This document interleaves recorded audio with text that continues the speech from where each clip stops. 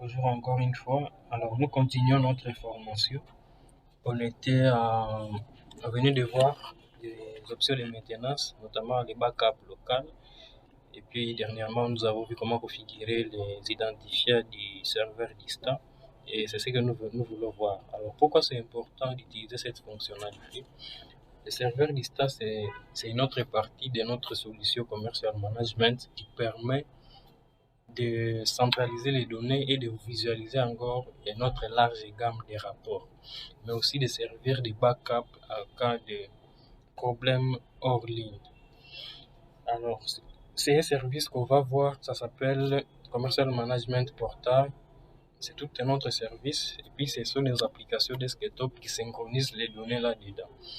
On y crée une entreprise et une entreprise peut avoir plusieurs succursales.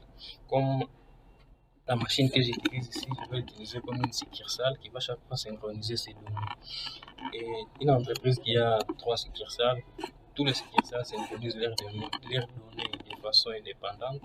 Et les gestionnaires de l'entreprise peuvent voir les tout à globalité, mais les gestionnaires d'une succursale peuvent voir uniquement les données de sa succursale.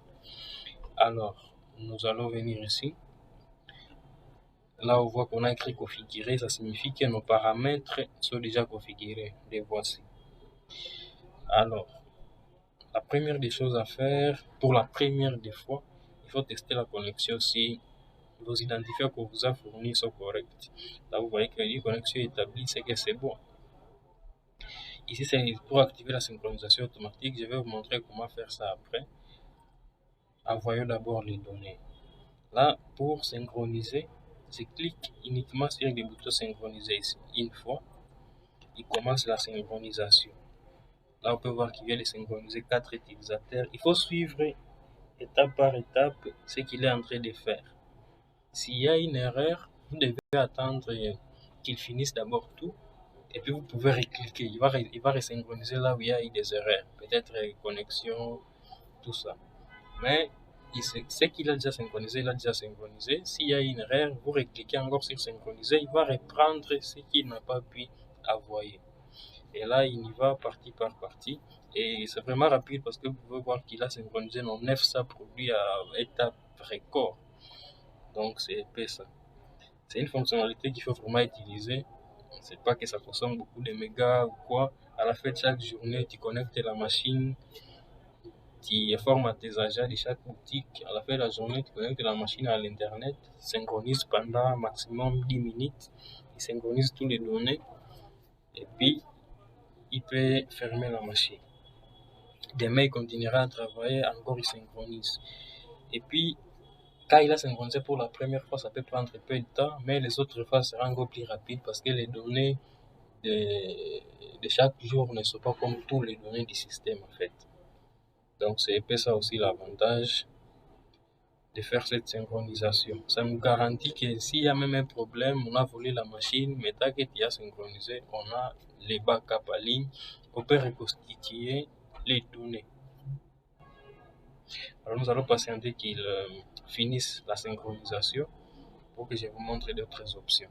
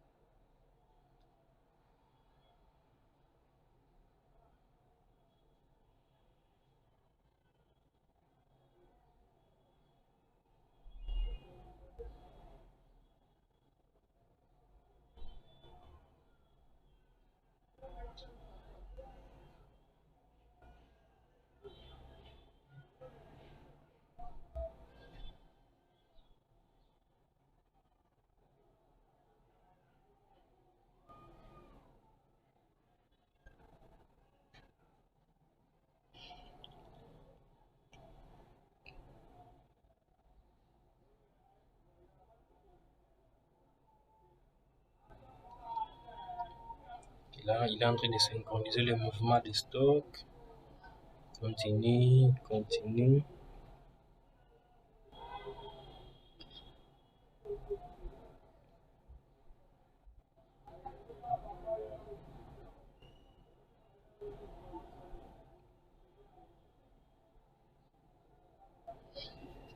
Patiente encore quelques minutes, quelques secondes d'ailleurs, on est à la fin.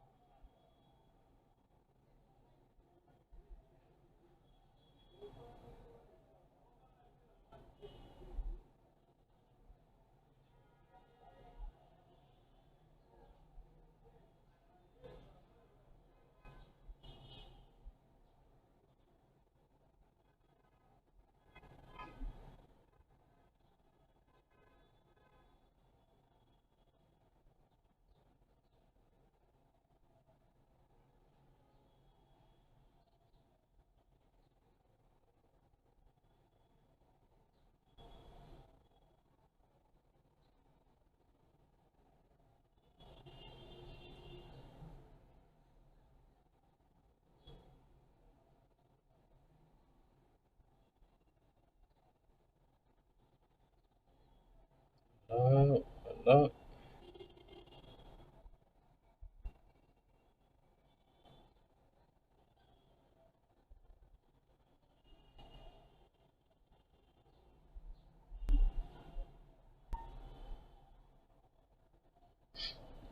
Voilà, il a synchronisé tout. Tout a été bien synchronisé parfaitement. Il n'y a pas d'erreur. Il n'y a pas d'erreur. Et là, vous pouvez effacer le log si vous voulez. Vous pouvez voir l'historique ici pour voir s'il n'y a pas eu d'erreur. Et là, on va fixer partout, sur toutes les données des tables. Fixer pas d'erreur en tout cas. Ça, c'est pour voir l'historique de synchronisation. Alors, il y a une autre option que je dois vous montrer, c'est la paramètre réinitialiser. Il peut y arriver que une table a causé souci. Vous pouvez cocher la table et puis vous réinitialisez et puis vous resynchronisez. Ou il peut y arriver que vous voulez tout resynchroniser. Vous sélectionnez tout, vous réinitialisez et puis vous venez resynchroniser toutes les données. Ça peut arriver. Alors, à cela ne tienne, c'est un peu ça en fait. C'est un peu ça. Alors, ce que vous devez savoir, c'est que tu peux activer ça comme ça, la synchronisation automatique. Et là, si je crée une facture, par exemple, je serai en train de travailler. Si je suis connecté à permanence à l'ordinateur,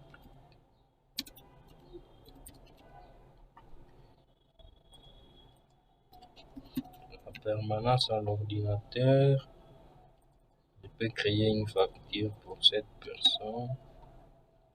J'ajoute. Voilà, la facture est ajoutée. Et là, normalement, après 3 minutes, le logiciel va directement faire une synchronisation automatique lui-même. Ça, c'est pour les gens qui travaillent à état connecté à l'Internet.